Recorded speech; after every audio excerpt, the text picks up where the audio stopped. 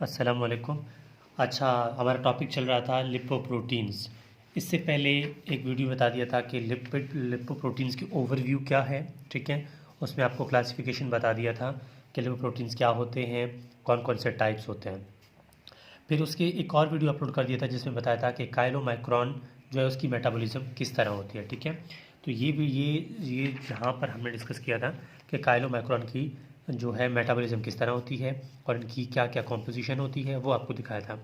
अब सेम इसी तरह अब आगे का जो कॉम्पोजिशन होगा वो होगा, मतलब मेटाबॉलिज्म होगा वेरी लो डेंसिटी लाइपोप्रोटीन्स।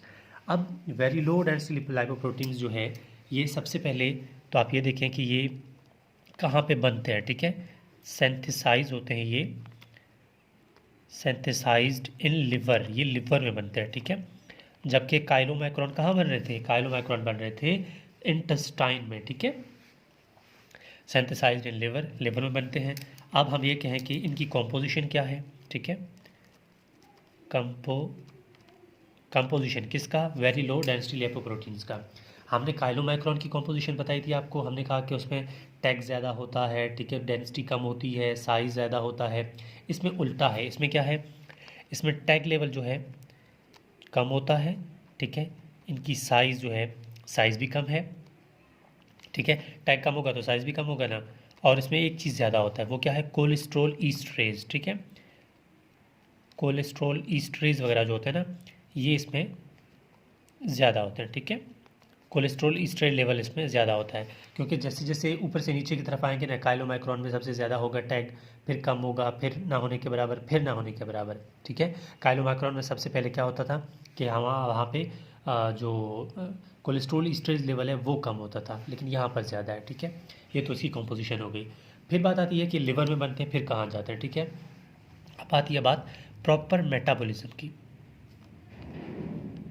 ठीक है, कि भाई ये जो मेटाबॉलिज्म है वेरी लो डेंसिटी लिपोप्रोटीन्स का, ये किस तरह होती है।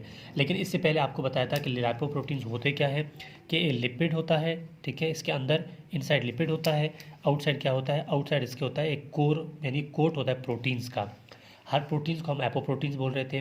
अगर बात करें काइलोमैक्रोन की तो वहाँ पर एपोप्रोटीन B48 था, लेकिन यहाँ पर वेरी लो डेंसिटी लिपोप्रोटीन है तो इसका होगा एपोप्रोटीन B100। ठीक है, आपने ये लाजमी याद रखना है B100। ठीक है, इनके अंदर क्या है, इसके अंदर वही लिपिड, क्योंकि इसका ट्रांसपोर्ट, इसका काम ही यही है ना कि वो इसको छुपा के, लिपिड को छुपा के प्रोटीन के ज़रिए से एक जगह से दूसरी जगह ट्रांसफ़र करेगा। अब इसकी मेटाबॉलिज्म कहाँ कैसे होती है, मिसाल के तौर पर ये लिवर है।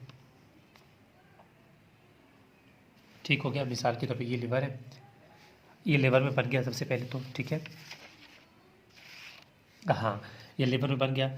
लिवर में इसको बनाते हैं पहले कि ये हमारे पास वही लिपिड कंटेंट है, ये आ जाता है क्या, ऊपर से ये आ जाता है वही ऊपर protein coat apo B48, sorry B100 है। ठीक है, B100, 48 तो काइलोमैक्रोन का था। अच्छा, लिवर के बनने के बाद ये यहाँ रिलीज़ होगा प्लाज्मा में। प्लाज्मा में क्या कंडीशन होगी इसकी, यही है कि ये हमारे पास लिपिड कंटेंट है। ठीक है, इसके ऊपर वही कोट होगा प्रोटीन्स का, एपो B100 का, ये हो गया एपो B100, ये कोट हो गया। अब क्या होता था कि काइलोमैक्रोन की फॉर्म में हमने कहा था कि LDL से दो एपोप्रोटीन और आते हैं, कौन से, apo C2 apo E। Same इसी तरह यहाँ पर भी ये होगा कि यहाँ पर LDL से लो डेंसिटी लाइपोप्रोटीन से दो एपोप्रोटीन और आएंगे, एक होगा E2। ठीक है, एक होगा C2। ठीक है, E2 होगा, एक होगा C2।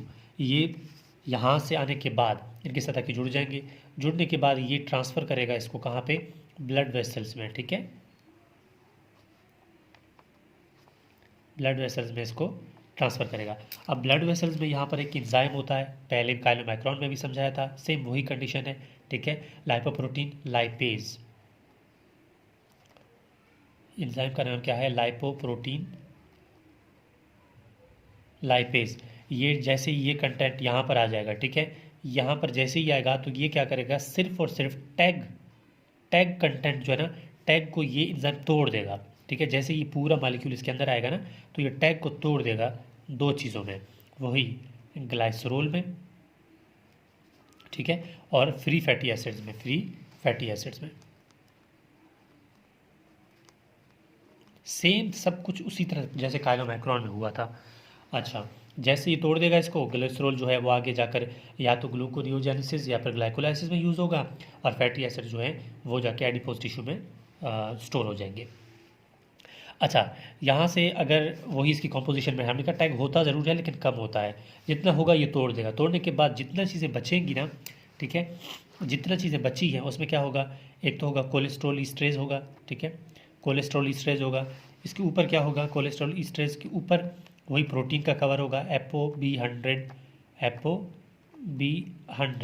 लेकिन एक चीज़ मैं बताना भूल गया था कि ये जो केमिकल मालिक्यूल बना है इसको कौन सी चीज़ ब्लड वेसल की तरफ ले जाता है, वो ले जाता है C2, ठीक है, ApoC2 इसको ब्लड वेसल की तरफ ले जाता है।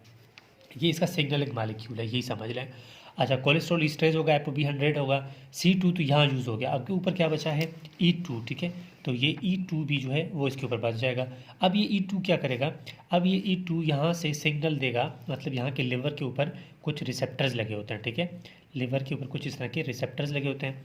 ये E2 जो है इन आकर इन रिसेप्टर के साथ जुड़ जाएगा, ठीक है, मतलब लाजमी बात है एक E2 तो नहीं होगा ना, बहुत सारे होंगे, तो यहाँ पर आकर इसके साथ जुड़ जाएगा। जुड़ने के बाद ये कोलेस्ट्रॉल ईस्ट्रेज, इसको कोलेस्ट्रॉल ईस्ट्रेज होगा और इसको अपनी लिवर के अंदर जाएगा। लिवर के अंदर जाने के बाद इसकी तोड़ फोड़ कर देगा, ब्रेक डाउन कर देगा, और मुख्तलिफ वाइटामिन्स या उस तरह की मुख्तलिफ चीज़ें जो है वो बना दिया जाता है। तो मतलब ये इस तरह की कुल मिला के इसकी मेटाबॉलिज्म हो जाती है। सबसे पहले क्या हुआ था, इसको यहाँ पर बना, रिलीज़ किया प्लाज्मा में, 2 प्रोटीन एपोप्रोटीन्स और ऐड हुए, इनमें से इस E2 और C2 थे। C2 यहाँ यूज़ हो गया, क्या किया था इसने, लाइपोप्रोटीन लाइपेज को एक्टिवेट किया, उसने क्या किया, तोड़ दिया टैग को, बाकी जितना बचा वो दोबारा लिवर के पास चला गया और मेटाबोलाइज हो गया। तो ये है total very low density lipoprotein के, जो वेरी लो डेंसिटी लाइपोप्रोटीन है उनकी मेटाबॉलिज्म किस तरह होती है। अच्छा देखिए, यहाँ तो ये बात हो गई। इसके अलावा मैं चाह रहा था कि आप लोग अगर कोई भी स्टूडेंट हो, वो अगर किसी टॉपिक में उसको मसला आ रहा है तो बाय व्हाट्सएप मुझसे कांटेक्ट कर सकता है। हमसे जितना होगा मैं उनको वही टॉपिक समझा दिया करूँगा। ये हो गया पाकिस्तान कंटेक्ट स्टूडेंट्स के लिए। वहाँ पर आप कोई भी आउट ऑफ पाकिस्तान से सुन रहा है तो उसको पता है कि वो कोड होगा 92+31580439115, ठीक है। तो ये कॉन्टैक्ट नंबर होगा यानी व्हाट्सएप का। तो आप लोग इसमें से कॉन्टैक्ट कर सकते हैं, जो भी आपकी कन्फ्यूजन होगी आप डिस्कस कर सकते हैं। So this is whole about very low density lipoproteins.